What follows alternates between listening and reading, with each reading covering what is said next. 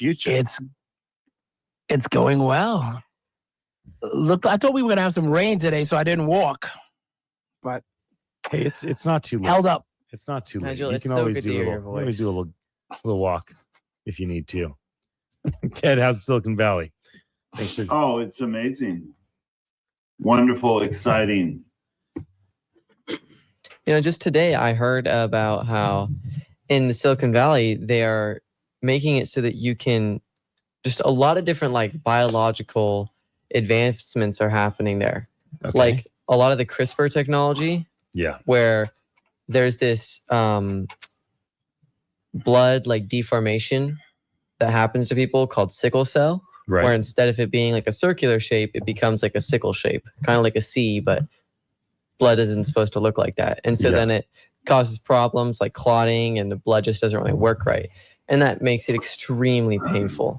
But they recently found that if you just go into the DNA, which they found this new technology that can kind of make that happen, you can kind of just change one letter and all of a sudden it's fixed. It's amazing that biology is so intricate, yet we're able to find the ways to make it simpler. Yeah, Malachi, you got to be careful with those experimentations because they can go wrong. True. Yeah, Ted was super short and hairy, and then he starts fooling around with DNA stuff. Now the guy's a giant bald man. Oh, yeah. Is that what happened? That was it. That was it. That sounds like a myth story. That's long ago. So what I actually want to talk about today, aligned with Malachi, I want to talk about how technology, so we primarily talk about Web3, AI, we touch on robotics, other automations. How is technology going to be impacting our health? I think this is quite important. There's the reality of what's happening today. There's the amazement of what's happened over the course of the last couple decades. And then there's all the promise of what is to come. And a lot of things around health, there's a lot of question marks. We don't really know what's going to happen around health. Some people are quite excited about the thought of extending our lifespan, not just going from 80 to 120, but more importantly, extending our lifespan to where we're healthy, right? Obviously, all of us would be fine living 80 years old if we can have 80 super healthy years, then extending to 150 and getting sicker and sicker. Mm-hmm. So the question is, how is technology going to make an impact on our health? How do technologies like AI, that's a pretty easy one, Web3, maybe less of a direct connection. Robotics, I imagine, is pretty easy to make connections. But, science is just having these incredible movements forward in society. So maybe we could kick it off with this.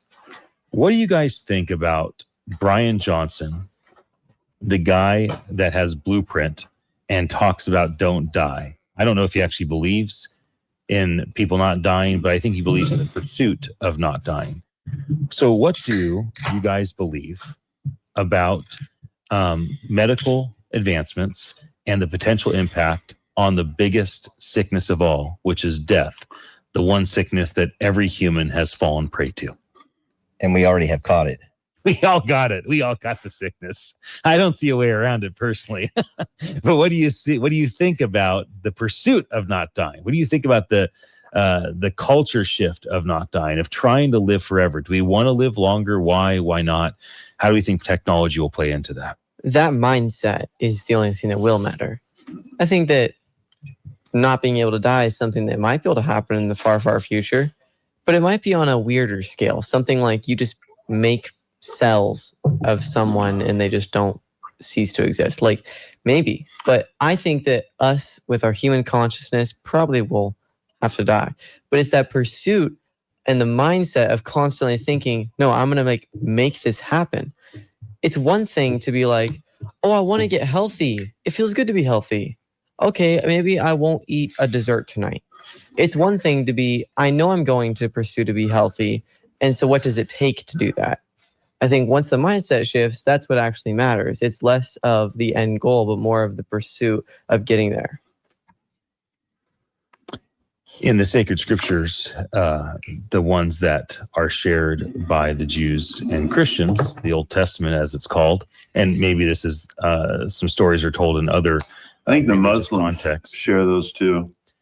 Yes, in this. Well, they hold them in high regard. There's two people that didn't die, but Muslims but only them have not the good dying was a miraculous thing, right? Enoch was brought up into heaven, and Elijah was brought up into heaven. So those would be two examples of people not dying, but they didn't extend their life, and nobody was there to record it. We don't really know what actually happened, but that would be an example. Now, there's the story of Jesus dying and then rising from the dead, but that seems to be a very spiritual element. It says that Thomas put his hand into his wrist, but he also says he walked through walls. So it certainly isn't whatever we would think of extending our life. There's the story of Jesus' friend, Lazarus, dying and then rising again, but homeboy still died eventually. So I think there is some biblical stories. And then there's all these movies, books that we've read. And there's all these things that have kind of been shown to us through TV shows and writings. And then you got all the technology companies. They're trying to do their pitch deck and trying to have their 15-minute TED Talk. And they're talking about, we can extend life this way. So where do you guys think this actually lands? I would think of the six of us with Riza here with us right now. I think of the six of us as quite healthy. If things go the right direction with or without medical intervention, I could see all of us making it 80, 90, 100, maybe even further in terms of years and living a fairly healthy life. Some people don't like to think about death at all. Some people will do whatever it takes to pursue health. A lot of people kind of ebb and flow. They might do a little exercise, might try to eat a bit healthier, but they also, like to, cut loose as well. And so, Nigel, what are your thoughts on this topic? I didn't tell you guys what I want to talk about in advance, but I want to talk about health today and technology's impact on it. What are your thoughts on this general topic? Well, just to lean right into what you said about TED, I think we're headed to a period of metahumans in that pursuit of living longer. I think they're going to try things and stuff's going to happen. That makes sense to me. I think there's an opportunity for us to create more blue zones. Like I believe, in Monterey, we were just seeing. And just because we have more information. But I also feel, there's an area of Monterey. That's what some of the AI said. That was designated. I was, Really? I was a little bit skeptical about This is the first time I've heard Monterey is a blue zone. I know that Loma Linda in Southern California is a blue zone.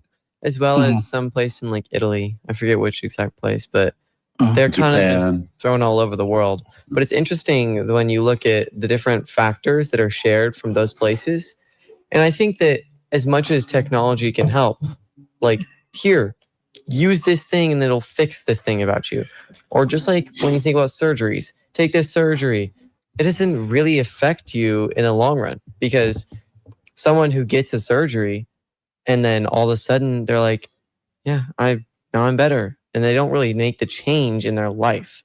Like I heard a study yesterday of how somebody would, or it was over a lot of different people, how they would get this special surgery to fix some health problem. And the doctor's like, but you have to actually make the change now, okay? We're giving you a second chance.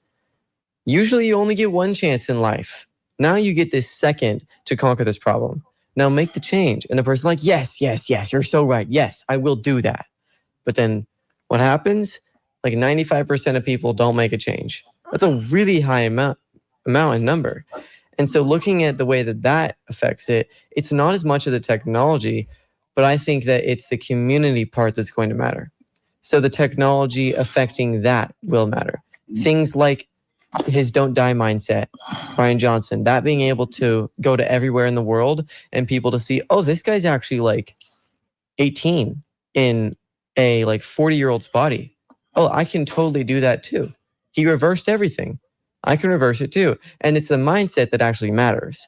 I think it's more about culture shifting from technology than the exact technology applying. There's a 90.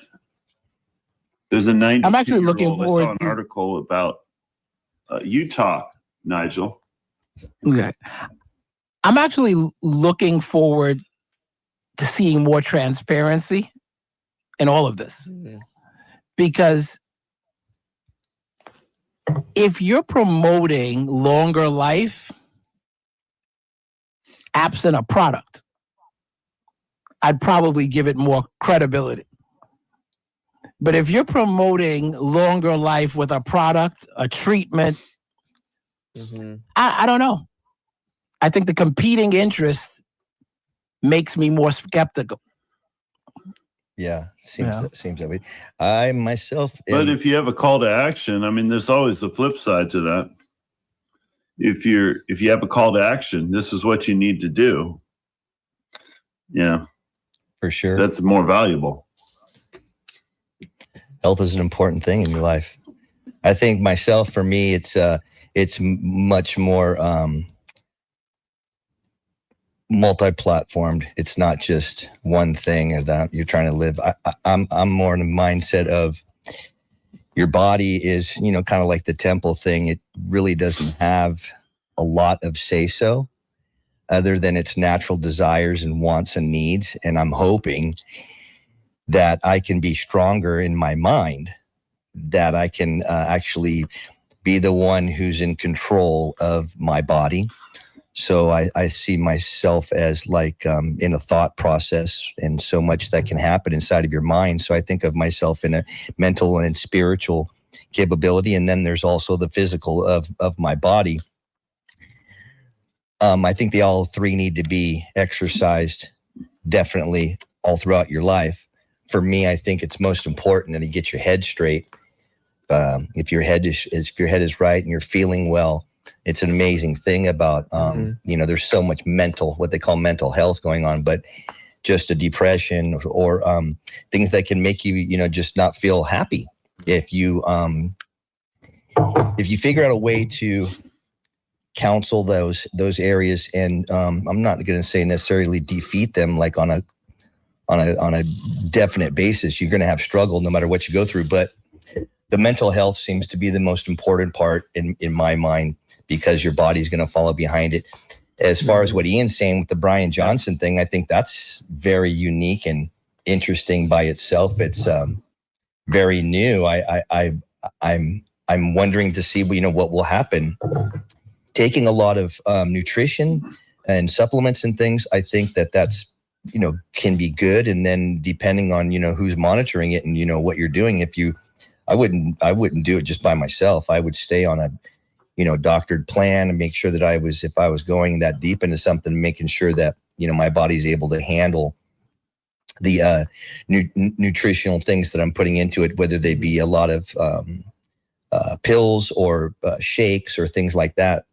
But as far as I see, how old is Brian Johnson right now? Is he in his 50s? Late 40s. He's in his late 40s. Yeah. So I mean, he looks very healthy. Seems healthy also. I think that the telltale sign is when you start getting gray hair, you start seeing elasticity on your skin. You're just going to inevitably understand that things have a shelf of life. Everything that's physical, everything that's organic in this world has a shelf life, and I think it's a great thing to increase that longevity. Do everything they can to do that, and at the same time, taking things with moderation too. I wouldn't go too crazy. I wouldn't be the guy who's in the forefront with Brian Johnson. That's just me and myself. I'd like to see a lot of the data come out, after the fact, maybe 10 years or 20 years after the fact.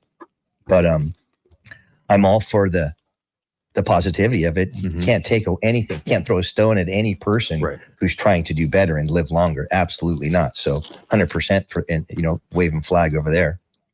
What do you think, Riza? You're one of the healthiest people I've ever met in my life. Yeah, seriously.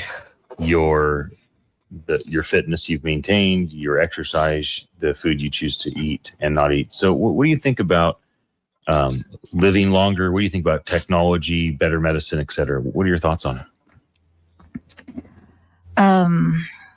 For me, I never thought of, extending my age. Like I want to extend my life longer. So for me, as long as I'm living healthy, the one of the most reason that the most important reason why I want to live longer when my children were young age, it's because I want to see them grow. I want to see them successful life, and I want to see my grandchildren. So that's actually that. But when I read about Brian Johnson, I did a lot of research because I really want to know why did he use that "don't die" movement, and I found out that he wants to prove to people that science and healthy lifestyle can actually add more years to your life. So he also wants to also prove to people that healthy lifestyle can, make you look younger, which I can tell to people that, it's true that if you will stick to healthy lifestyle, like sleep is the most important, which also Brian Johnson is promoting, that no matter how much you train at the gym, even though you're eating healthy, if you are lack of sleep and you don't sleep, everything that you're doing will not respond. So you're still unhealthy. So for me, sleeping is very important. And, don't die movement or having longer life is important for some individuals because they want to prove something and they still maybe want to do something in their life, like what I do. Like I want to see my children. And now that I'm married to you, so I want to live longer life with you. I want you to live longer with me too. Yeah, I feel like I've realized that sleep is totally the most important thing. exactly. When you came into my life, it was kind of the catalyst. I've said many times that I was able to kind of realize that, okay, health isn't just like impossible. It's more of just me deciding that, I actually want this. And I realized that sleep was the most important thing over time. My eating has varied. Sometimes I eat good, sometimes I eat bad, and exercise as well.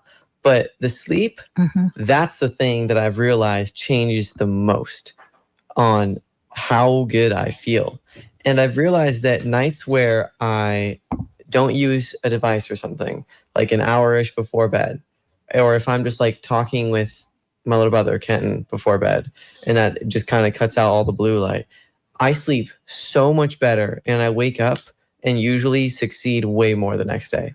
And also with like eating, if I eat like only 4 hours before bed instead of like 1 or 2, then I sleep way better.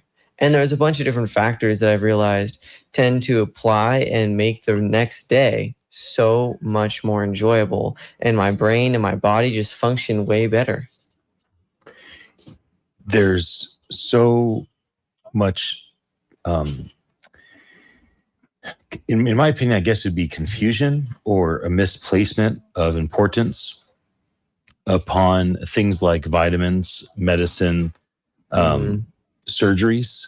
And the reason or miracles, there's a lot of importance, like just pray for a miracle, just go to the doctor, they'll cut you up, take it out, they'll give you a pill you can pop. And there's a lot of energy around these complex outside things, either that we have no control over, God give me a miracle, or that we extend control to the medical field, which I have respect for the medical field, nothing wrong with it, or the nutrition field. But the thing that I think is important for people to understand is one of the greatest things technology's brought us is the awareness that it's the simple things that extend our life.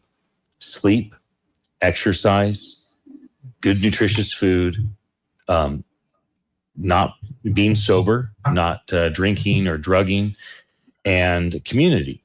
And so these are things that are pretty much available to most folks. Most people, not everyone, but most people can sleep better. They can exercise more, they can eat better, they can put themselves in a better community, and they can stay sober. Most people can do that if they choose to. I'm not saying it's easy or it's, I would never want to make a choice for anybody else. But one of the things that tech has done that, the open distributed ledgers of Web3, and knowing what's true, what's not true, access to AI, asking any question, robotics in medicine, no matter how many medicines they make or how many surgeries they come up with, access to all the miracle workers across faith paradigms, no matter how many YouTube videos we've seen or faith communities we've visited and how many miracles we perceive we've seen, it still comes down to the simple things. And that's what tech has kind of shown us, is that there is no pill, surgery, or preacher that's going to get you what you want for sure. But one of the most significant things that can be done for your health, if not the most significant, is simply the pursuit of those basic building blocks of health. And this goes across not just to live longer and not just to be leaner and not just to be more athletic, but this goes across mental health.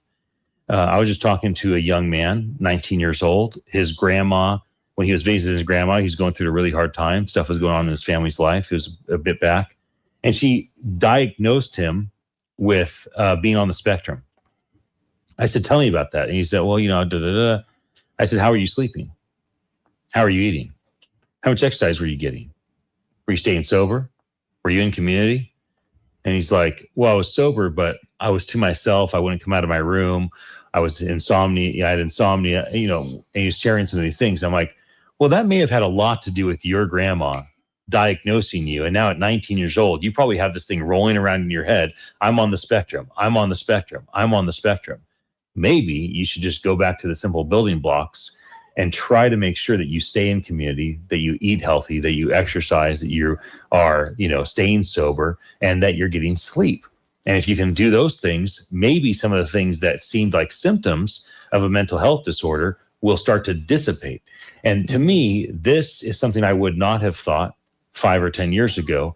And the truth is, it's because of access to the AI tools, access to social media, access to the number of things that are out there that I can verify, like, is this legitimate, at least to a certain extent, that has caused me to begin to think, oh, this is a different path. Ted, you're a professional athlete. What are your thoughts on all this? Just kind of keeping things simple, and tech maybe pointing us in the direction of just the simplicity of pursuing health. Well, the data shows and backs up what you're talking about, and access to information and, what you're calling the simple things definitely are what are driving health and driving longevity even right now. Like,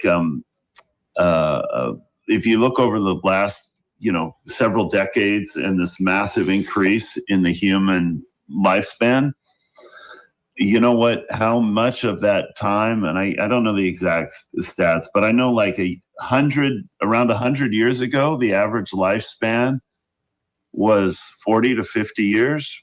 And now it's 80, it's in the 80s. That increase of lifespan, how much is due to medical interventions, like surgeries?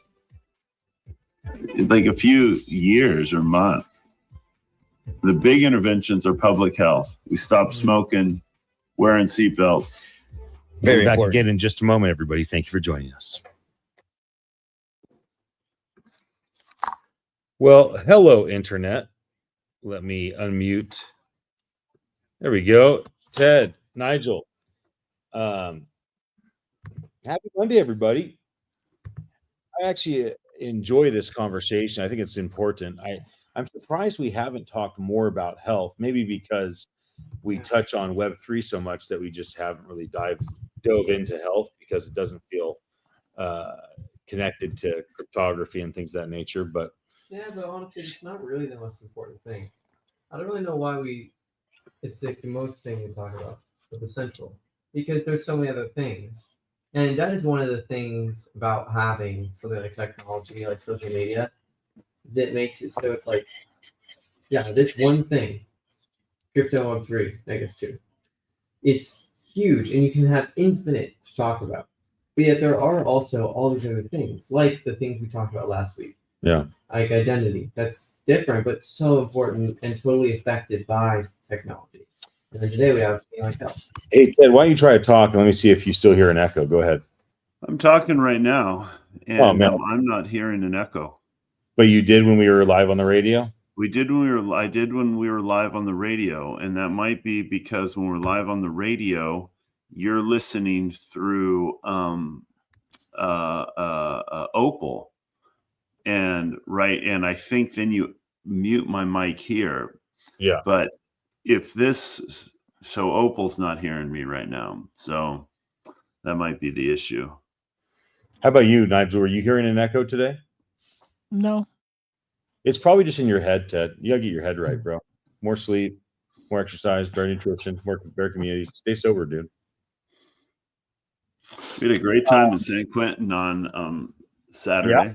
I'd You guys love to talk all- about that. You don't hear that too often. I had a great time. I had a great time at jail. It was the best. But that's some positive news. I did, but that's It relates to health too. You know, it's the sweet spot of all these things coming together. Rehabilitation, community. Yeah. I suppose there's a right there. I always have this reaction to health, longevity, probably pretty much everything when it comes across as elitist.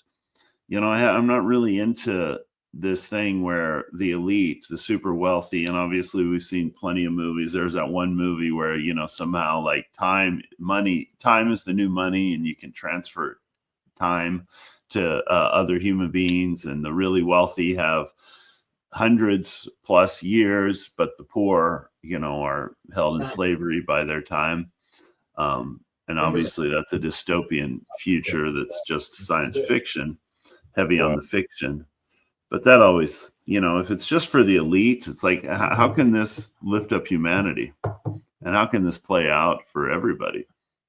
Well, I think the technology itself will help to shape that narrative. It'll write the end of that story, because if everything's on the table, you're making more drugs. What are these drugs actually doing? And they're putting all the, disclaimers and side effects and whatever the case may be. But I think the more we get to it being just this up in your face kind of like cigarette packet, don't do this or you'll die. When it gets to that, then we'll start to see, where the rubber meets the road in terms of what we're trying to get to versus, economic extract. I'm happy to see that. We're ready to rock and roll, friends. Mm-hmm.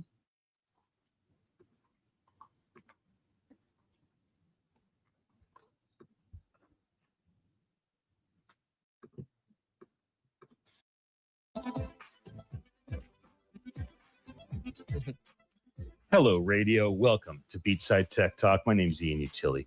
I'm here with Ted, Nigel, Malachi, Dan, and Riza.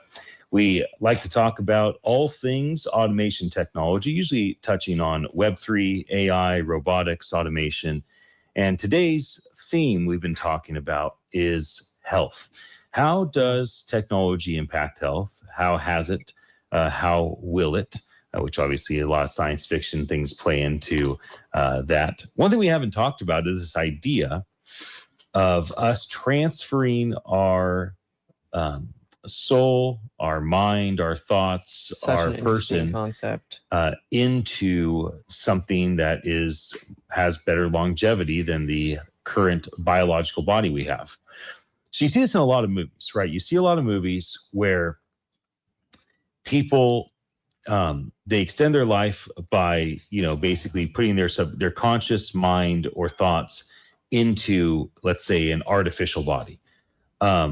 That's interesting. You see some movies or TV shows where you're downloading your personality, who you are, into a machine, and now you're not living in a physical body, you're living in the internet. As long as there's electricity in the world, you can make it.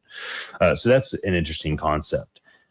I often wonder if any of these things are going to be real, and I doubt they will be. But one thing that we can see is that personalities, at least a shadow of a personality, is doing pretty well in terms of communicating through AI. So there was a couple. One of them passed away. The one that was alive felt so sad they missed their partner. So they took all the text messages, all the emails, everything they could possibly find from their partner, and put it into a system and built an AI to basically text message with it. And they shared, this is years ago, and they shared this AI tool with the person's parents, friends, family, and now everybody's like texting this AI shadow, and it sounded just like the person. The person responded like they'd responded before, and they wrote emails and they wrote text messages like almost verbatim identical. Even was comforting their family. I'm so sorry I'm not there. This must be so hard for you. I'm glad that I can still be here in this format. Now, that company, as it became, or that idea, as it became a company and they started building like, hey, let's do this thing. The next step for it was basically you would ingest your text messages and then you would basically turn to this tool for counseling. And it was like you were counseling yourself. Then what it became was one of the biggest digital AI dating things in the world. Mm-hmm. And so it's interesting to me that one person loses their partner, is so desperate for connection that they're willing to communicate with an AI prompt based off the data of emails and text messages. That leads to, let's try this for everybody else. Oh, it turns into therapy and counseling. That leads to the whole process of like a digital dating, like the movie Her with Joaquin Phoenix and Scarlett Johansson's voice. And now you look at X.com, X.ai, which is Grok, and you see that Elon Musk has spun out a handsome man and a cute girl. And now basically that's the evolution. So what started off as a desperate connection for your partner and to be connected to a shadow of a person basically led to therapy, then led to kind of a weird digital dating thing that's now led in its, development basically to kind of this weird way for people to go talk to these digital AIs that are supposed to like be a relationship. And the reason I bring all this up is it is strange how things can start off. A technology pursuit can start off as something as innocent as I just wish I could keep texting mom and dad. I just wish I could keep texting my kid that I just lost, or my partner, my spouse I just lost. And then it leads to something else, and it leads to something else. And then finally, it's just kind of a new way of disconnecting humans from each other and having humans connect with a safe place where you're just going to have your ego stroked and told how pretty you are and how handsome you are and how good you are at talking. And I wish I was a real person so I could be there to hold your hand. And it is strange to me that what maybe was a pursuit of longevity and extending the life and personality of a person in a way that was more realistic ends up deteriorating into basically a strange version of the movie Her. What do you guys think about that? Didn't we do that kind of with our cell phones and then go to text messaging? There was a time when we just stopped calling each other, really. And I don't know if we still do. We call each other enough, but the text messaging seemed to be the go-to. So we thought it was more of a way to connect, but also it was a way to disconnect because I don't need to talk to the person. I can conveniently get back to them at whenever I feel like it, maybe 5 minutes, maybe 5 hours, maybe later, maybe tomorrow. I can say exactly what I want to say and then be done with it. So that connectivity that was maybe meant for us to be a little closer, just to be sending messages instead of having the conversation, while someone multitasking, whatever, kind of actually put us in our own isolated compartmentalization in a way. And also going to emails. We have these different mediums of contact each other. So it seems like the quickest, best way is what we're going to use, unless it's very personal. Then we'll make that phone call. But other than a personal, something going on, in your personal life with those that you may know or family or whatever, it seems to be that we don't communicate through that voice operation as much anymore. So did it bring us closer together or has it actually pushed us apart? I think a lot of that has to do with proximity and what kind of relationship you have. Because if you're near someone, proximity, and you always choose to text, that's very different than living in a different state or different country or whatever the case may be. That speaks for itself, kind of. Yeah. I mean, yeah. And also, it's a combination. So if someone texts a lot of people, but they also have a lot of conversations, their view is going to be a little bit different than people who almost exclusively only text, that don't really communicate in that other forms. So I think there's some nuance there. What about our health? What about the scrolling that people have encapsulated themselves into? And I'm sure a lot of people have done it. Getting bored or laying there at night or waking up or whatever, and you just jump on to an email, and all of a sudden you pop onto a social, and you're just flooded with whatever you've been shopping, watching, or engaging with, because that's what they're feeding to you now. And you find yourself just blatantly losing 30 minutes of time in whatever. So how is that affecting our health, our mental health? I think that's the biggest risk to our health.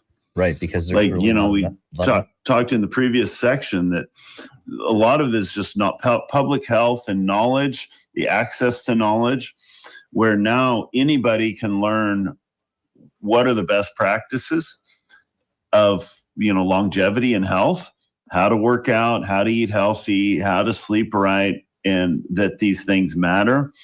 And that most of them, the things that really move the needle, are not expensive treatments, oxygen tanks and the stuff that's only accessible to the elite, but is really lifestyle changes. And so really it's the information technology that has provided that in so many ways. Like now we can have access without having to travel to Japan or Italy. We can learn everything, all this research from the blue zones. But I think the biggest challenge is this, addiction to the screens and our, this artificial thing of our eyes on a screen and our thumbs and now the evolution of shorts and the way that tackles your brain and this dopamine, and it gives you a dopamine hit, but it is not healthy for you. And it's actually affecting our short-term memory or our memory time, where our attention spans are getting smaller. Andrew Huberman coined this term, mental obesity. And I think we've got to start looking at it that way. And I want to see technology and the future technology evolve to a way that it's reverse engineered around ideal mental health. And we get away from this short-term attention span, this quick dopamine rush that addicts you, that pulls you in, that stimulates you in a negative way that's bad for your brain, to where it's reverse engineered around ideal health. But we're definitely not there yet. And we're going to have to learn discipline and use other mechanisms to discipline ourselves from the inside out, to not just be healthy physically, but mentally. So that's something I'm working on. Sounds like it. I think so. This reminds me about all of the different things with culture. So we now have this massive influx of information that we can get. Like how you're saying, Teddy, with shorts. Yeah, that could be a really useful thing. Now I can get information really quickly. But now you have all these other problems. And this reminds me about football. So recently, the first Sunday night and Sunday games happened yesterday. And I remember how in the past few years, I've spent so much time consuming content about football, whether it's watching the different games or watching recaps of the games, or watching what people think about the games, or doing my fantasy team, whatever it is. There's so much to do. Now, yes, there's this huge and amazing side of community that can come with that. Now I can talk with people about football. Now I can enjoy watching it myself. That's the dopamine there.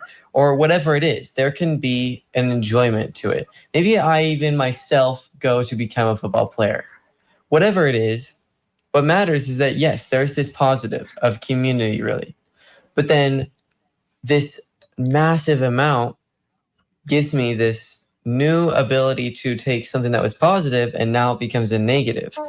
Kind of like how you were saying earlier. It's been something that can affect everything. And I've realized that it's really easy to see something that's good and take it too far. And so how do we tackle this problem of whatever it is, shorts, football? How do we tackle this problem of something that is a positive not becoming something that is now a negative? As humans, we don't have a tendency to stay stagnant. And this is, in my opinion, why balance and the pursuit of balance is challenging. We don't have a tendency to be able to be like a bird and just kind of stay floating on the air in one place and not move. Like, that's not the human experience. Humans have a tendency to be on the ground or be flapping their wings in the air, if you want to take that analogy. Or we have a tendency to be accelerating, moving forward, accomplishing things, or decelerating, moving backwards, slowing down, things imploding. This makes it quite challenging for things like social media is good if I only use it a little bit, but if I use it too much, then it's bad. And this is hard because there's not always an easy answer. And the thing that's mentally healthy for me may not be the same for my wife, Riza, Right, may not be the same for you, son. So that also plays into it. I don't know how negative the impact is of things like dating sites and, being on left, right, Instagram, Snapchat, TikTok, YouTube, Reels, up, kind of going from one little metaverse to another. I don't know the impact of being lied to by the media, being lied to by social media. I don't know the impact of comments, of being praised and exalted and celebrated in a way that nobody would ever do face to face, or to be criticized and ridiculed and attacked in a way that nobody ever do face to face. Like, we don't really understand the impact of a lot of these things upon our mental health, but these things are new experiences for our age across all generations, whether you are my 8-year-old, 12, 16-year-old son, or you're my 71, 73-year-old parents, or many of you on the radio or out there on the internet land, you have parents, grandparents that are almost 100. You have a whole range. People are wealthy, poor, doesn't matter. People have access to these tools. So this is what technology's brought us. The ability to zone out, not for minutes, but for hours. And hours turn into seasons of your life where you just lay in bed, you don't sleep, you get 2, 3, 4 hours of sleep, and you just scroll until the sun rises and you go, oh, I better sleep before I have to go to work the next day. This happens to people. It's crazy. It's crazy how much your mind will get going as you're trying to go to sleep. And that it's something I don't recommend.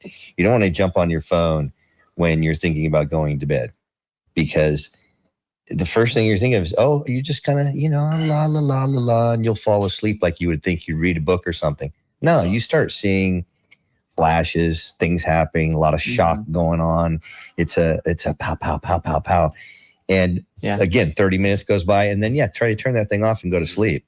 You're going to find yourself your mind is just racing again. So it's, I think it's a tool that is, I don't know how helpful that it is being towards us, but we, like anything in life, moderation. You know what I mean? You need to be, your mind needs to be in charge of it. You need to understand, like we're talking about it now.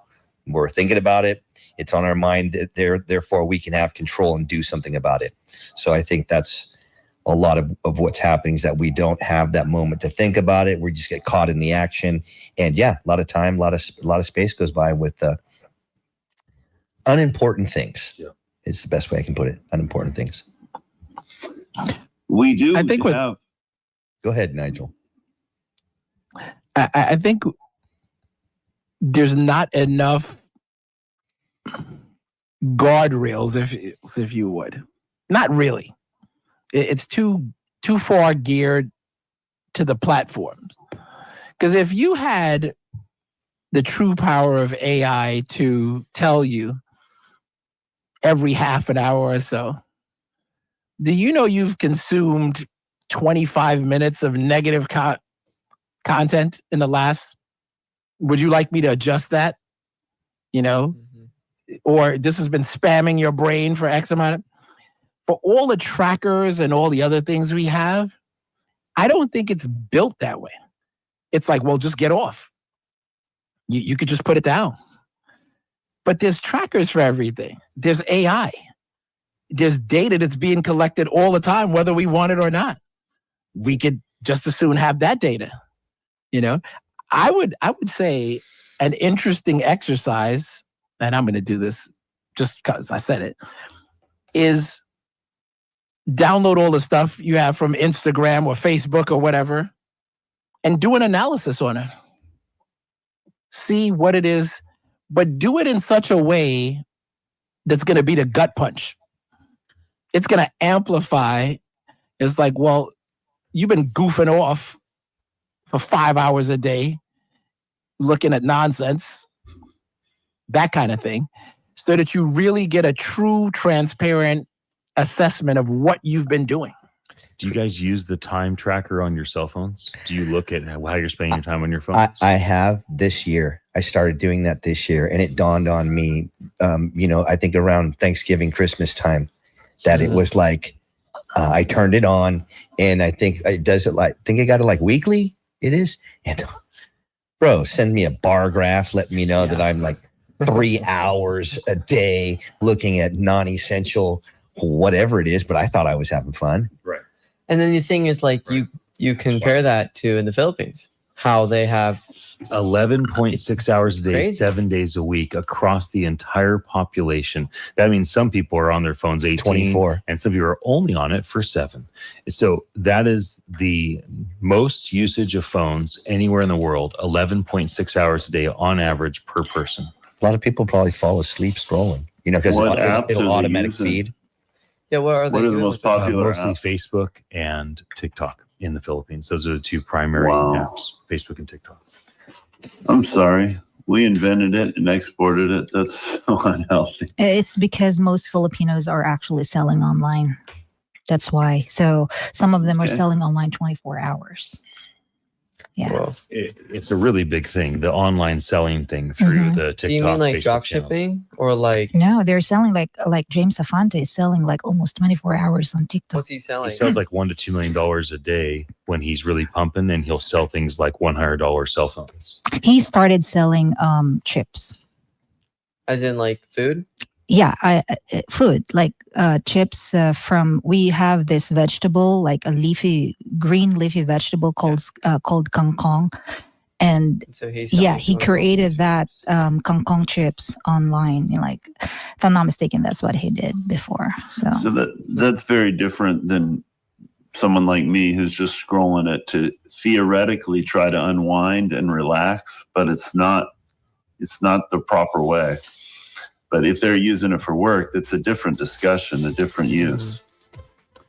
Well, time is screaming by on our health conversation today. Seriously. Thank you, everyone, for joining us in this conversation. We'll be back again for our second hour. Hope you enjoy this commercial break. Thank you so much.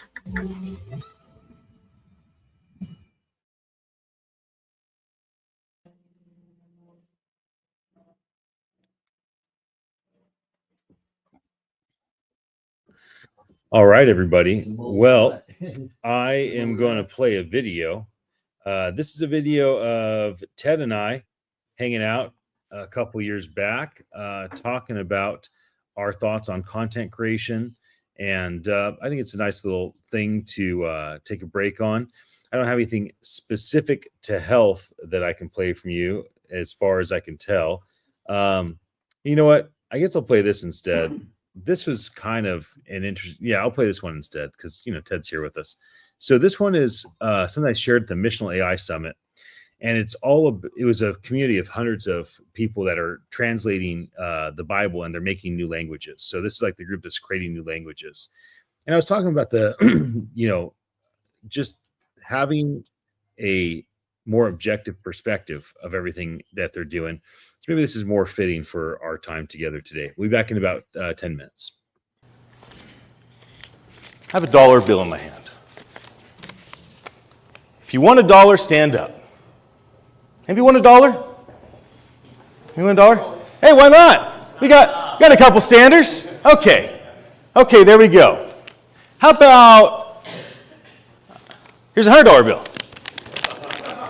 Does anybody want a $100 bill? Is that really it? Some people are still sitting, you don't want a $100 bill? That's surprising. Isn't it amazing how much we value this? Is there a single mom in the room? Any chance there's a single mom? Is there a single dad? Yes, here you come take this. So, isn't it amazing how much we value things? And how these two things, $1 and $100, we value so much differently. Well, may you and your children be blessed. So, how about if I said, if you want me to bless you, stand up? Would you value that? Do you value a blessing the way you'd value $1 or $100? How do we value things? I think it's super important for us to think about. Now, the topic of my conversation is AI, accountability, and accessibility. Now, I've been thinking about this for a long time. I'm on my 7th company. It's called Attention Live. And we've done the beginnings of implementing what we believe is the future of accountability with machine learning and all things artificial intelligence and accessibility. Now, for us, we believe accessibility is a voice interface. That's kind of our thought. So if AI is accessible for people to talk to it, and AI talks back to people, and that's the interface, that makes it accessible. Therefore, it's not just the computer scientists that have ability to engage with AI. And we see some of these positive elements happening with Siri and Alexa. The problem is that it's not a great experience, and so maybe it's more damage than good, especially when we project out how all applications should have a very seamless voice interface. You should basically just still talk to your device and just does what you'd like it to do in whatever language you have, in whatever, not just dialect, but whatever it's called when you have the the slur, the southern accent, that's it. So how about accountability? Should AI be accountable to itself? Should AI be accountable to trillion-dollar market cap tech corporations? Should AI be accountable to humans? I would propose that AI should be accountable to distributed ledger technology. That's my proposal. Now, this may start with coding smart contracts and Solidity on the Ethereum blockchain or some other alternative blockchain, and having those smart contracts be protocols that tell the AI what it can and cannot do. But we need to be thinking about how to structure our tech development so that AI is not accountable to itself, accountable to a trillion-dollar market cap corporation, accountable to one or multiple human beings, but can be accountable to different protocols we've set up through smart contracts that will make sure it does what it should do and does not do what it should not do. Now, many of you are going to say, well, accessibility matters most. That's the thing. Like, AI has to be accessible. And then others are going to say, I care about the accountability. We got to make sure that AI doesn't go out of control and launch rockets and hurt humans. I just think it can be both. I think it can be both. Super simple. What's the first step for you? I would say a first step is whatever application you're about to build, like the next one that's going to roll out in 2023, what more can you do to have a better voice interface for that application than you were going to do? That's a first step. You don't have to go back to the app you launched this year or 3 years ago and try to add this or add that to it. What can you do that's on the roadmap? Can you add a better voice interface? Can you add other languages? Can you make sure that different accents are being heard? Can you make sure that there's different accessibility? Can you make sure that there's call words? Can you add a Siri shortcut, even though you can't build out a custom conversational AI app for Siri? Can you at least add a shortcut so it still can pull up and then make sure your app works? What can you and your team do for accessibility in the future? The other thing is the accountability factor. You got to take a step somewhere in the right direction. Are you doing anything with the blockchain? Are you doing anything with the Ethereum blockchain or any other layer 1 blockchains? There's so many of them now. And all of them are just distributed servers around the world that can never be eliminated or removed. If you don't understand the system, it's just a new ledger. It's very simple. Like back in the day, you used to take ink and write on a piece of paper, and 2 people signed it, and then the big thing was when there was 2 copies. A monk thought of that. A monk said there should be 2 copies for a contract. So that was a new ledger, right? The very first ledger was like God's finger in the stone. So then we got to writing with a typewriter. And then we got to computers with servers in our house. And now cloud servers, the AWS, the GCS, the Azures. And now we're transitioning slowly but surely, first DeFi and then supply chain management and then other things to distributed ledger technology. What can you do with your development moving forward to figure out how to leverage machine learning tied to some form of smart contracts that will hold that accountable? The people I'm most thoughtful of are not you in this room. Like at our company, we have like an immediate goal. Our immediate goal is to automate wealth creation for podcasters in their communities. That's a pretty ambitious goal. If we can automate the ability for podcasters to make money and for their communities to financially benefit, yay. And like our big public mission might be to build the most important communication tool in the world for all creators and those that follow and listen and watch what they do. But my private vision is about the 3 billion people in the world that don't yet have the internet. You know those 3 billion people? They make less than $2 a day? Those ones. We actually talk about those people more often than most of our peers because we are very thoughtful of this demographic and the need to get the sacred scriptures to them in a way that they can access it. But soon, they will have some form of connection. Now, they probably won't have a one wheel. They may not have like cool chrome glasses. And maybe they don't have like a nice watch. They probably don't have shoes. Are you thinking about these people? Are you mindful of these people? It's what I'm thoughtful of. How do we create applications with AI and machine learning that will help these 3 billion humans once they're given a cheap ring that has a voice interface that's connected to a Starlink satellite of some sort? Are we building our applications so they can talk to it, so they can hear it? Are we building our applications so that our applications are automated through distributed ledger technology and accountable through distributed ledger technology? I think that's super, super important. It's what I'm really focused on. My message to you today is to take one step forward that you weren't going to take. Take the risk and go talk to the board. Take the risk. Put yourself out there, no matter what it costs. Because there's 3 billion humans in the world that are about to get the internet, and they need what we have to offer, and we need to have a conversational AI interface for them, and we need to make sure that what we're providing them is thoughtful for the long run. That's what I came to share with you.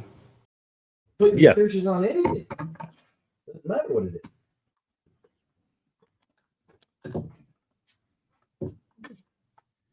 Hello, Internet. We're about ready to get started.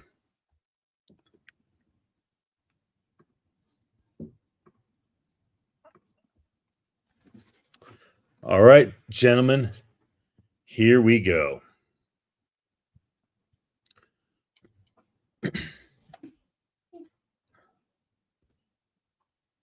Wow.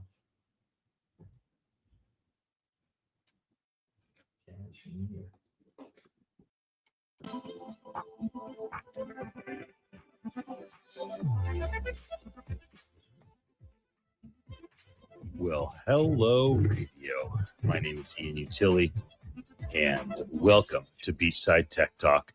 We're here at 1340 AM, KLMY, the home of Schoolhouse Radio. I'm here with my brother Dan, son Malachi, Ted, Nigel, and Riza, all in the house. Today, we're talking about technology's impact on our health. This obviously includes mental health, maybe more so than anything else, access to knowledge, our physical health, like how far can medicine go? What is the place of surgery, medicine? What is the place of knowledge? What is the place of just good old-fashioned healthy decisions? So as we kick off today's or this second hour's conversation, anybody have anything on your mind you want to kind of jump in and chat about? You're kind of leaning toward the mic, Nigel. Go ahead, my friend. I was watching a video from a few weeks back, I think, maybe even a month back, on ChatGPT 5. And they were talking about its usage in health. And someone came on and they said they were diagnosed with 3 different types of cancer, and AI really helped them. And the doctors couldn't really come to a consensus, at least that's the way they put it, on what to do. And they found great help and comfort in it being able to manage all the medical lingo and whatnot. Mm-hmm. But all I kept thinking about was anything AI can uncomplicate, for me, begs the question, why was it so complicated to begin with? And why aren't the doctors able to explain it? So I feel like there's an accountability that keeps coming up for me anyway, with anything that's complicated, be it legal, medical, tax, because it seems kind of silly. What are we complicating things for that don't need to be complicated? They clearly can be uncomplicated because AI is doing it. Now, if it's, and fair point, to build an industry, cool. But be upfront with that so that people can respond accordingly. Yeah. So that we can vote on things, so that we can go to our elected officials and say, this is difficult, dumb, fix it. And something like that. But it just kind of made me think about it from a health perspective. I don't want complicated. And I want the professionals to be able to explain everything. So it's going to be interesting to see how the medical industry actually uses AI to assist patients. Can you get me the bedside manners in AI? Mm-hmm. I'd settle for the truth. Well, okay.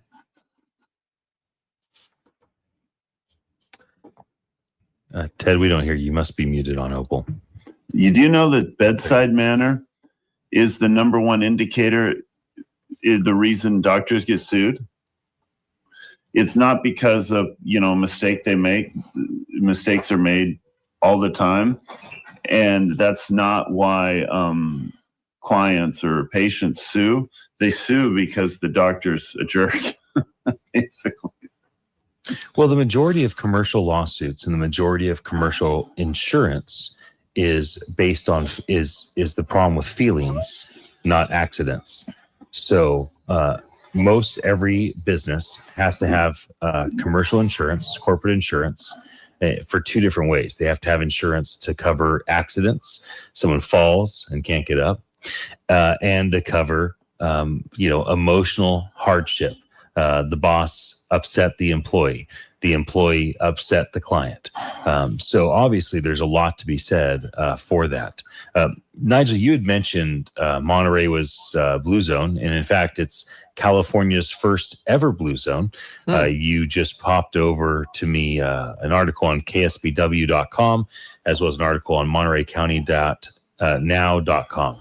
I want to mention 2 things in this article. In order for a place, and then Monterey is not only a blue zone, it's the very first blue zone in all of California.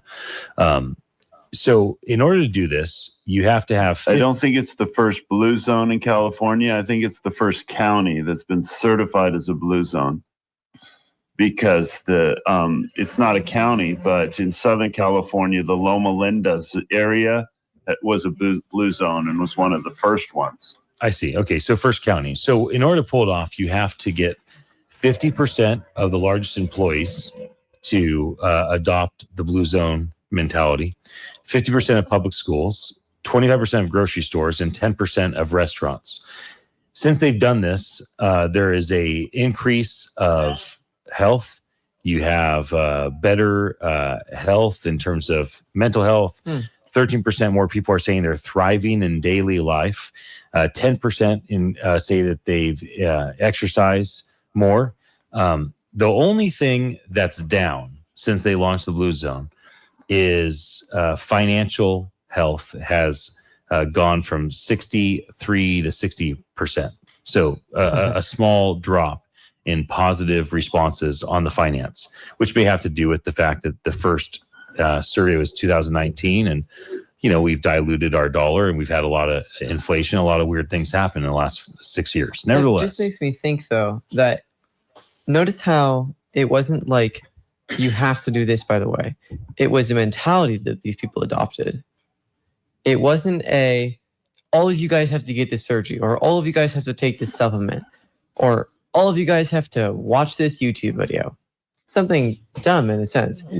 It was a mentality shift that caused everyone to have so much more prosper. Well, Ted, Nigel, it sounds like you guys know quite a bit about the Blue Zone rollout. Do one of you want to explain to our audience what the Blue Zone is and how and why Monterey would pursue it? Well, I'm just going to go from what I know from the article and from a Netflix documentary that talked about centurions and areas of the world where people lived to be over 100, because that was what my understanding was. I think anything that prolongs our life or makes our life better, I think is going to be helpful. My question, though, might be a little bit more pointy. How many people are we talking about that actually got surveyed? It's just, numbers are great. Percentages can hide a lot of details till sometimes. The 10% and the nuance, I think, would be particularly important. And I'm even more interested because of AI. I don't think that we have the luxury of legitimately presenting less than statistics. I think you can go very deep, very transparent I talked to 100 people and then 10 people said it, or 1,000, and that would make a difference. It's the 9 out of 10 people surveyed, but I surveyed 8 million to get the 9. It's a little different metric. So, and I feel like, from what I understand to be a blue zone, it seemed a little light, that certification. Because the Netflix special had people living to 100, and it was this one guy who was 100 riding a horse. He was like wrangling cattle. And he had all his teeth. And it was just like, whoa, that seems blue zone-ish.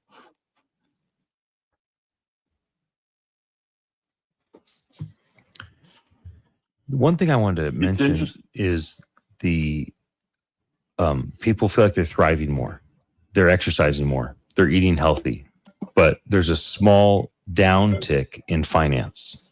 And so the thing I want to ask the 5 of you is, if you could have a market increase in mental health compared to physical health, would you prefer one over the other, and why?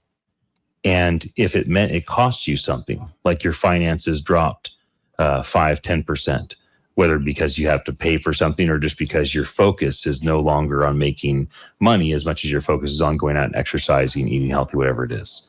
So my question to the five of you is as follows. If you had to prioritize mental health or physical health, you couldn't do both equally, what would be your priority and why? And would you choose to increase your health in one of those two categories if it meant it cost you something financially, whether that's a cost to have that change or just you have to spend time so you can't go out and make money the same way you could have? Any thoughts on that, gentlemen and lady? I'd work on my mind first. Feeling good is feeling good. Your body's your mind's gonna tell you if you're feeling well before your body does, in my opinion. Waking up, how you doing? Ready to jump out of bed, get that coffee going. You pretty much know by the time you're brushing teeth and putting on clothes how you're doing for the day, pretty much for the day. And if you're not, maybe you can do something to right that. Get that sail set up just right so you can maximize your day, do the best you can. Try to set some goals and get out there with some type of intention. Yeah, so you can build on the day. So I think the mental part is for me. That's for me. My body will follow whatever I'm telling it to do most of the time. Yeah. What's right? I would equally prioritize mental health, but it's interesting that what I've learned in my 50s is how important physical health is to my mental health. And that's one of the main reasons why I am exercising regularly, is not just to stay physically healthy. It's because the exercise and what I do to stay physically healthy, how it helps my mind stay healthy.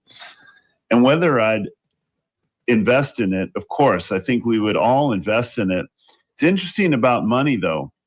Do you know, money basically correlates to happiness. It's pretty one-to-one straight correlation when you're poor. But once you get up to, you're basically the median income, and you're not under stress, wondering where your meals are going to come from, and you're middle class, from there's no correlation from further wealth and happiness. So so I think all of us would invest in our physical health, but when you're in that stress, trying to make ends meet, and you're below the poverty line, or you're below the place of comfort where you have your needs met, it's totally different value proposition than once you're middle class. All this makes me think of, what is the value that I'm gaining from having my physical life dialed versus having my mental life dialed? Let's say that my physique is in the perfect possible condition, but I get the trade-off of my mental health not being very good. Yes, maybe I can climb the best out of everyone I know. Yes, maybe I can jump really high. And maybe that gives me a little boost in mental health. And it feels good to be able to know I can do parkour and run fast and whatever it is. But then think about the other side. If I have really good mental health and I'm satisfied with life, I'm excited to wake up every day, I want to pursue yay. That alone will cause everything about physical to just come alone. Because if I'm stoked about life, or if I'm just content with life, that just makes me want to. It's one thing if, going back to the example I said earlier with like the surgeon gives you a surgery, but now people don't really do what actually takes. It's one thing if you're in that situation, where now it's like, yay, I get a second chance. Versus if immediately, instead of now I can get the second chance, it's, oh, I love life and I want the second chance. There's one thing between telling the doctor they're right because it makes them feel good, and now the doctor gets to feel good, versus the patient themselves deciding in their mind, that's what I want to do. Yes, the patient themselves can say so many times, you're so right. I want to do that. You should, yeah. But if the patient doesn't actually mean that they want to, then it's not going to happen. So I think mental health is, if not the most important thing, the only thing. I'd have to agree with Malachi and go even more practical. I think there's a lot of things your mind can will yourself to do. You know, so I think you can heal yourself. We've heard about miracles, but just science. I think you have a way better chance of getting a whole new body than a whole new brain. Thanks. Yeah, you're right.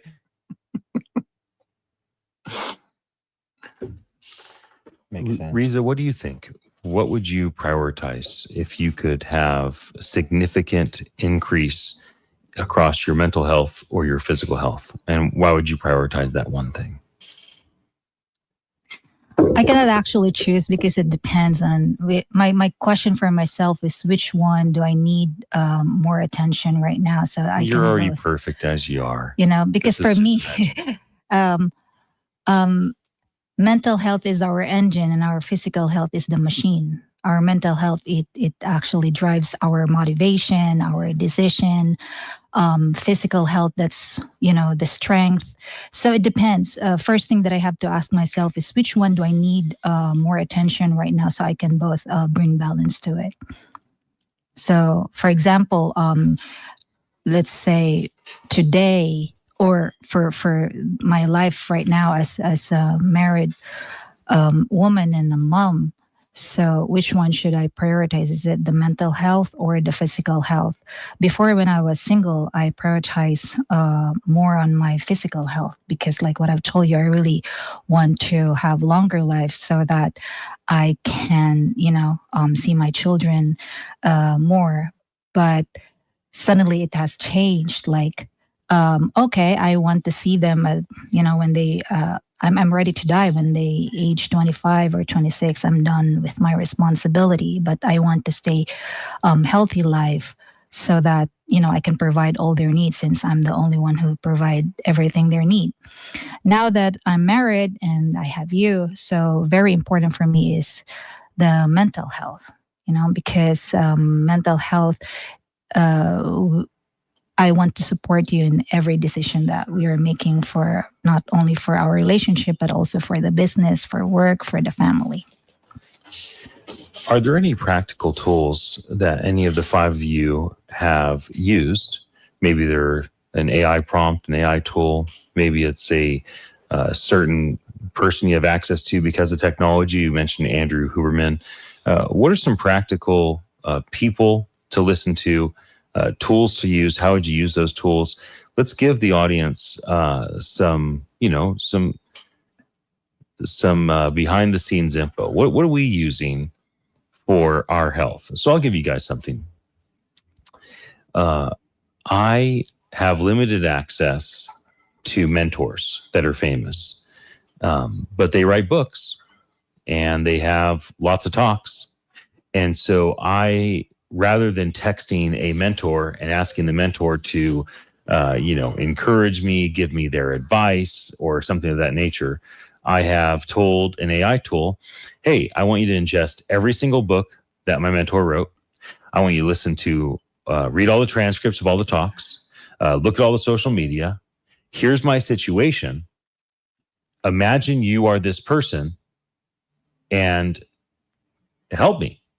And this has been a really powerful shortcut. Now, I know it doesn't replace the person. I know it's not the person itself. I know it's just simply ingesting lots of data from this person and then doing the best it can to try to say what it thinks this person might say to me. Mm-hmm. So that's like a little cheat code. And I don't think a lot of people are doing that. So if you're a Catholic, maybe you'd want to have the new Pope in Chicago give you a blessing. And you say, hey, go read everything that dude's ever written. If you are an athlete, let's say you're a basketball player, maybe you'd just be so stoked if you could sit down with LeBron James or Kobe Bryant. You obviously can't do it with Kobe because he's gone. But you say, hey, go read every article Kobe's ever done. Go look at every interview Kobe's ever said. Here's my situation. Here's what I'm facing. Like, just imagine you're Kobe and you love me and you're my uncle Kobe and talk to me. And so this is an example of leveraging technology to try and help us in a emotional and mental way. So that's one that comes to mind for me that I've done. And then physically, instead of having to go pay doctors and go have to see a doctor, schedule an appointment, wait for it, deal with insurance, deal with the copay.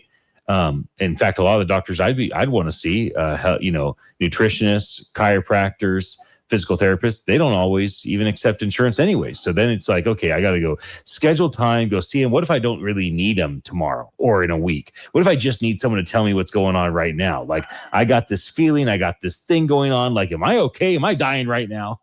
And so oftentimes I'll turn to an AI tool and I say, I know you're not a doctor. I'm not expecting you to give me medical advice, but here's what's going on. What do you think? Where would you guide me and direct me? So this is an example of what I was hoping maybe any of the five of you might share. What are some cheats and some things that you're doing right now to help you with your health?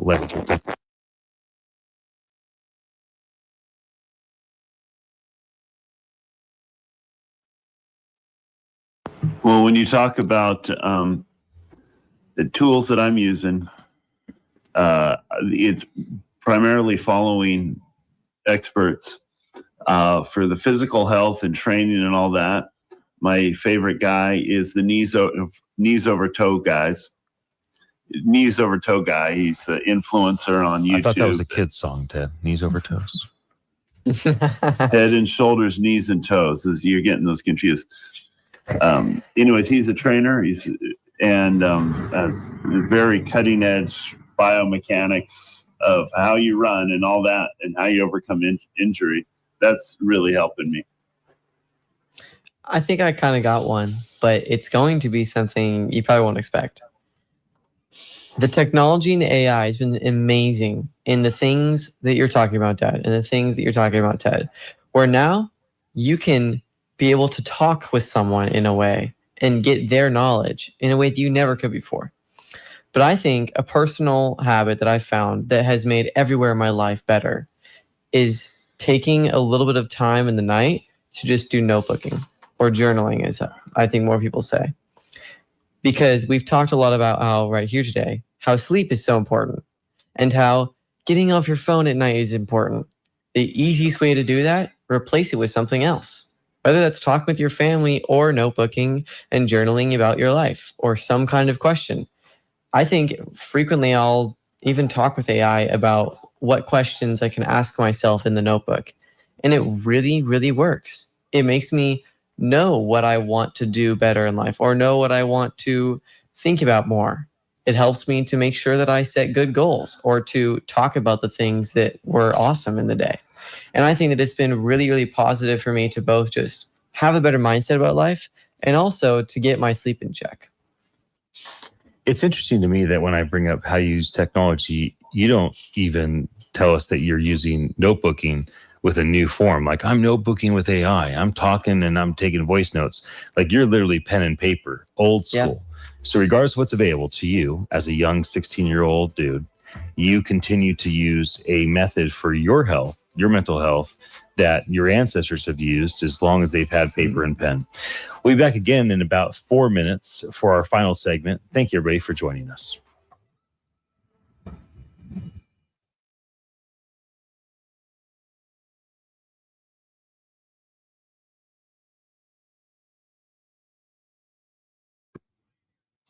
All right. Well, that was an interesting conversation.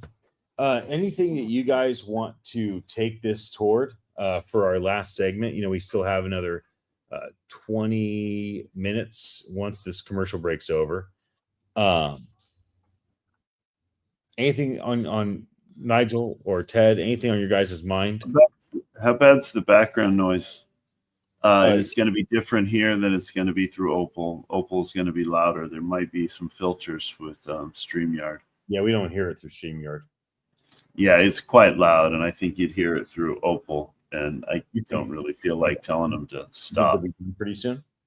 I don't know when they're going to stop. So have you thought about going out there, getting the hose and just spraying them? I could just go out there and say, "Don't do it," but then my yard's not nice and clean. Landscaper watching is like, I hate this guy. I'm out. What a rude joke. My lawn's gonna look gorgeous afterwards, and I don't think they have a predictable time. I know they come by once a month. I haven't figured out when they come by, so whatever. I think a good landscaper is gonna clip this and use it.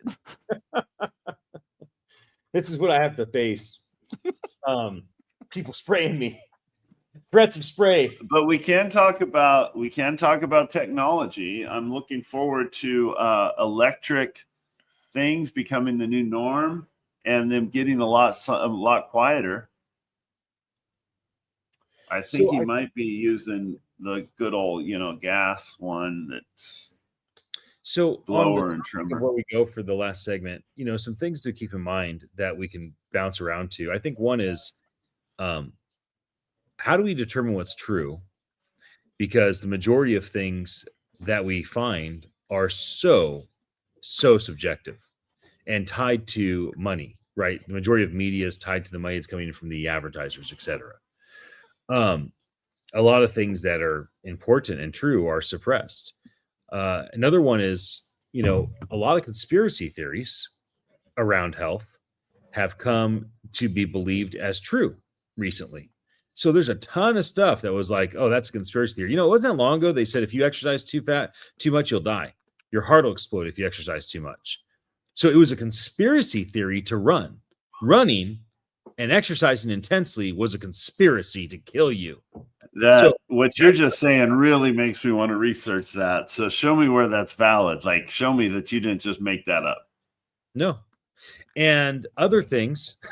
Or you're not just repeating what somebody else made up. Okay. When and where did they think exercise was bad for you? And I'm reiterating something he said just based on his laugh. So I heard it from an NFL player that was talking about how much things have changed in health because it wasn't that long ago that people thought you'd die if you did too much exercise. So no, I didn't do any. We could do a living exercise. We could do a living exercise and try to validate that if that's true. Fact check me. I always find that I'm an easy one to fact check because I talk a lot. But you probably find out I'm right.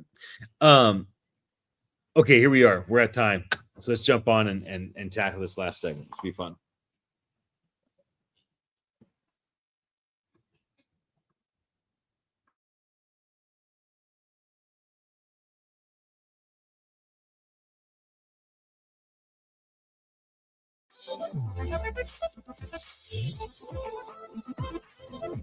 Welcome back to Beachside Tech Talk. My name is Ian Utility. I'm here with the team, Brother Dan, my son Malachi, Nigel on the East Coast, Ted in Silicon Valley, and of course, my beautiful wife here in the studio. We want to thank Kristen and the team at KOMY 1340 AM, the home of Schoolhouse Radio, for inviting us to be here on the air. It's an honor to be able to have 2 hours a day to share what often becomes philosophical and even theological conversations around technology. We often like to talk about Web3, crypto, blockchain, AI, large language models, voice tech.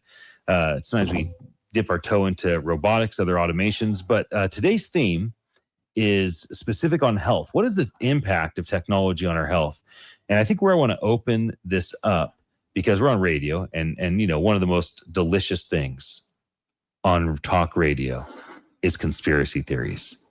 There is no morsel quite as yummy. People start as talking a good pretty old loud when you conspiracy theory. Yeah, people get pretty loud when you start talking about that. So, but what about this? Hey, conspiracy theories are, first, I love when Mel Gibson was interviewed about his Passion of the Christ film. And they go, conspiracy, people are doing this, Hollywood's suppressing you. And Mel goes, I don't know. I can tell you one thing. People conspire. I always thought that was a good response. People conspire. I can tell you that much. A lot of conspiracy theories, whether recent, like, for instance, health. There was a ton of conspiracy theories about the pandemic. It started in China. No, it didn't. It came from a bat. No, it didn't. It came from a lab. No, it didn't. The vaccine. is going to save your life. No, it's not. Natural immunity doesn't work. Yes, it does. So there's all of these conspiracies that we dealt with in the last few years, just about that one sole topic, the things that happen around the pandemic. So the reason I mention this is there are things that were believed to not be true that now, by and large, science data back it up. And because we have access to technology, we have access to all this knowledge, and even those that are doing the research for us to bring us this knowledge, they're using technology to figure these things out. We now have the ability to change our cultural belief from one thing, this is true, to the opposite thing. No, that's not true. It's this instead, and vice versa. So any big changes that you guys have seen, this is a question for any of the five of you. Are there any big changes you've seen in terms of belief around something that is transformed, in, let's say, this year, this decade, whatever it may be? One comes to mind, which is CrossFit. CrossFit is very well known across the world because of, all the things that happen on social media. It's certainly well known in America. There's a $1 billion beverage company locally called LifeAid that built their whole business off of just placing their drinks in CrossFit. And some people don't know this, but CrossFit started here in Santa Cruz. And so, this is kind of the epicenter. When CrossFit started, people were absolutely concerned. Like, you got people puking. You're pushing people so hard, they're falling down and fainting. Another one would be like the Biggest Loser TV show. Like, it's not good for people to lose that much weight. Like, this is abuse. You're abusing people by having them drop weight this much and exercising this hard, not eating enough calories. Now, people have different opinions, but obviously it's healthy if a person can go from, 50, 60, 70, 80% body fat down to 20. That's healthy. How you get there, to be determined. It's obviously healthy to build muscles and strengthen the muscles that you have. Should you do CrossFit to get there? I don't know necessarily, but there are lots and lots of things said early on. This is not healthy, only for the data and science to back up. No, there's definitely a healthy approach to doing this. So I want to mention that. Are there any belief systems that any of you have seen change? Either you changed your mind about it because of access to tech, access to social media, access to, these things that AI tools will tell us, or that you've just seen kind of the consensus shift in society. Back in the last century, in the 50s and 60s particularly, doctors were saying exercise was bad for you, for fears that your heart would explode. Can you fact check Ted on that right now, please? You shared that at the break, and I just fact checked it, and you're correct. Only you didn't give the date.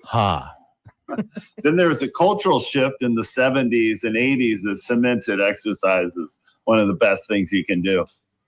I've had, here's something that's shifted for me: cold plunges. I imagine it wasn't long ago that people didn't know that was good for you or even thought it was bad for you. But through access through the science, I've gotten into cold plunges. Well, I happened to look up some during our break because of the question on exercise. So they said between 1 in 15,000 or 1 in 18,000 exercisers die per year, give or take. So there's a fun fact. It's not a big number, but it happens. But just like you have that number, someone can take that and polarize it and say you shouldn't exercise. See, that's why you shouldn't exercise. So I think that number, that's kind of the opposite thing, which is this many out of this many people do die when they don't exercise. The opposite probably says way more and is actually something that has value because the numbers are so much more extreme. And it's like when you have data, it's easy to be like, oh, this, that. And it's so simple to just look at it and decide, I'm right. But then when you try and actually clarify it, like with the whole 9 out of 10 doctors say this, It's like, what are they saying? Is that just 9 people who said that? Or is that, like Nando said earlier, 8 million doctors who said that? There's a big difference when you look at data in the right way. Anyone just saying based on what can start a riot. Right. Because Have you guys heard that 37.8% of all statistics are made up on the spot? I made that one up. I don't know what the real number Gosh, is. you There's a fully lot. had me for a second. There's I was Nice. like, what? I was a lot going to made say, up. you better look that up.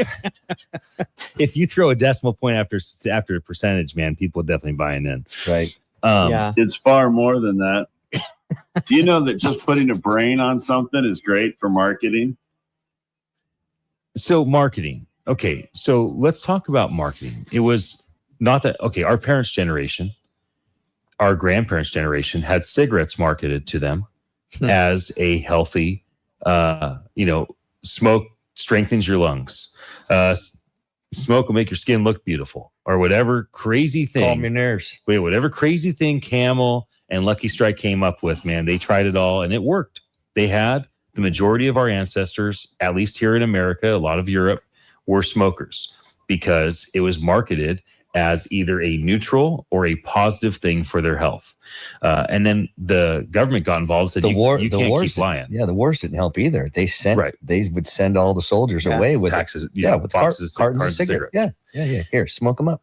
And now the cigarette companies can't advertise anymore, but all of them, and out of primarily out of North Carolina, they bought the the food companies, and now they present things as healthy, or as lots of fiber, less sugar than this, it's fat free, and a lot of these things have been marketed to us and have been just absolute lies. And so there was a conspiracy against our society 1 or 2 generations ago to lie to our ancestors about how cigarettes, as an example, are neutral or healthy. There was a conspiracy for this generation and the prior generation to deceive all of us that things like fat-free, highly processed food is healthy for you, and now the data shows that it's not. Because of technology, we've had access to data. Scientists have had access to data without having to spend $1,000 ordering a study from some university. It's just you go online and boom, there's the answer right there. And you can cross-reference it to make sure it's true. And so here's an example of conspiracies and how big, massive, multi-billion-dollar corporations conspired one way or another to deceive the population into believing something was good for them when really it wasn't. What do you guys think we will find out is not healthy for us in the future that everyone by and large believes is healthy for us now? What is the conspiracy of the day when it comes to our health that we have not yet figured out how to orient the technology and the knowledge to be able to tell everybody, hey, this is the truth. This is bad. So I'll give you one that I hear quite a bit online. High fat, high protein is healthy. And the fat-free thing is totally wrong. And in fact, the healthiest thing that a human can eat, especially someone with like an O blood type, obviously there's not one size fits all, would be a high red meat diet or an only red meat diet. Now, I'm not giving medical advice. I'm just reiterating what I've heard on the internet. And there are a lot of people that have done an all red meat diet that have a lot of science to kind of back that was quite healthy for them, that there's a lot of the things that they need, the high fat, high protein that they need for their body to thrive is in there. So that would be something that is now a culture shift. It went from like, that's crazy. Eating red meat's always bad. Eating butter is always bad. You don't want that fat in your body. Go eat a lean piece of, chicken breast. Don't go eat a steak. That's totally wrong. And now the culture belief has shifted into, well, at least it's healthy for some people. And yeah, maybe we did give butter. Maybe we blamed butter for what bread did to us, right? Mm-hmm. And so I wanted to kind of kick that off. What do you guys think are beliefs of the day that we may look back 5 or 50 years from now and say, I cannot believe that we thought that was a healthy decision, and it turns out the science shows it was not? The biggest one I want to see is the high sugar. Soda pop. I think the science is completely won in this area that it's bad for you. But like when you have the heart society, like the international, it's the American Heart Association. Their job is to promote what's good for your heart, healthy hearts. They went on the record in a congressional hearing saying they officially do not acknowledge that there's any science that sugary drinks are bad for you. Wow. These are so bad and the science is so confirmed, but they are saying the exact opposite. On this, there's clearly a conflict of interest. They're clearly on the take. I think this is worse than what the issue with the tobacco companies. And I'm hoping that we shift this culturally. We should stop letting these, like Fruit Loops. The way Fruit Loops are advertised towards kids, that should be outlawed the same way that cigarettes were outlawed. But the cigarettes were advertised towards kids. Crazy. And those things are known to be so unhealthy. Is sugar really, but we still let them advertise to kids. Is the sugar really the issue? I mean, everything's broken down into a sugar compound of one kind or another. They call it sucrose. But how about sugar, in moderation may not be that bad? Isn't it the high fructose corn syrup, these modified sweeteners that we've created? Mm-hmm. Isn't that really the danger? And that the natural sugars that are in fruits and other sweet natural things, but mainly fruits, bananas, or things like that. Maybe the sugar's not that bad, especially if it's in moderation, as long as you don't overdo it. We are omnivores. We eat almost everything. And that I think is very intentional. We're not supposed to just eat one thing. Maybe it works for someone. Maybe they are able to just eat red meat, but they still have butter. Maybe they are able to just eat vegetables, but they still have a lot of different kinds of vegetables. And it's this weird thing of, we don't like that. Culture doesn't like it if you eat red meat. And so you have to only be vegetarian, which is an interesting thing that happened.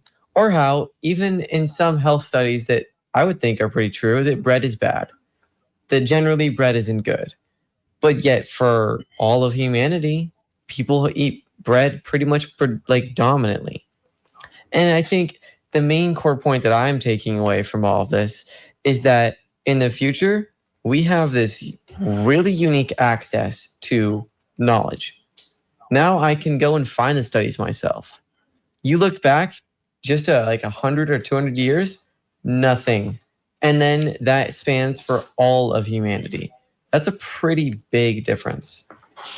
So, Riza, have you seen things with health here in America that differ from what you see in Southeast Asia? Are there beliefs around health in Southeast Asia that are different here, that is just a cultural thing where people think one thing here and an opposite thing there? And what's your take on that? Yeah, when I was in the Philippines before, many people telling me, and even on the internet, saying that American food is actually unhealthy. They're saying Asian food is healthier.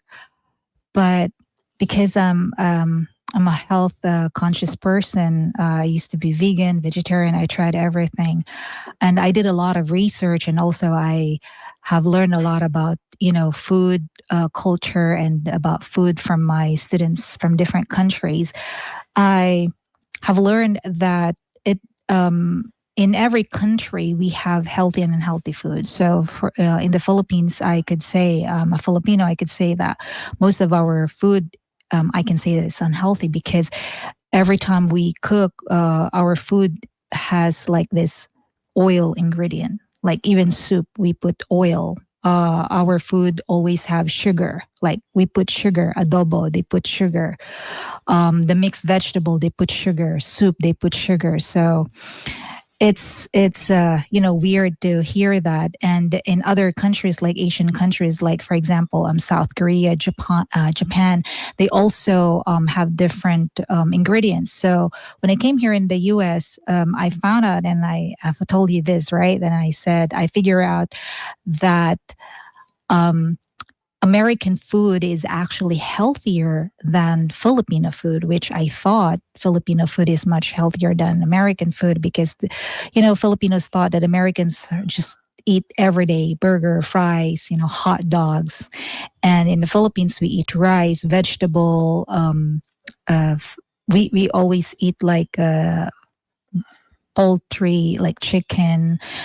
But nowadays in the Philippines, there are more people love to eat fast food. So everywhere you go, like in one area, there are hundreds of fast food. So it's just walking distance from your house. It's easier, and most Filipinos love to eat nowadays fast food. So I could say that it's actually depend on the country. And for me, I believe that, and also from the countries that we have visited before, like in Mongolia, in Singapore, we experience different types of food there. And we can say that, like, for example, in Mongolia, I could say that food in Mongolia is unhealthy, like super unhealthy, super oily and deep fried food, right? Every day we're always eating like deep fried food. One thing that Americans don't often recognize that you've helped me to understand, Riza, is that our media gives the world an impression that we would not expect. An example would be, I remember when Riza and I were together, she said, "You're never going to wear your shoes in bed, right?" What are you talking about? Because every single thing I've ever seen, like actors and actresses are always wearing their shoes in bed. And I proved that so to you. I started looking for it. I'm like, I can't believe how often people are wearing shoes in bed in movie, because I guess just the saving time, not taking their shoes off. So in the same way, like people might think that America is super violent. People might think that America is super sexualized in a way that maybe it's not. They might think that America is unhealthy.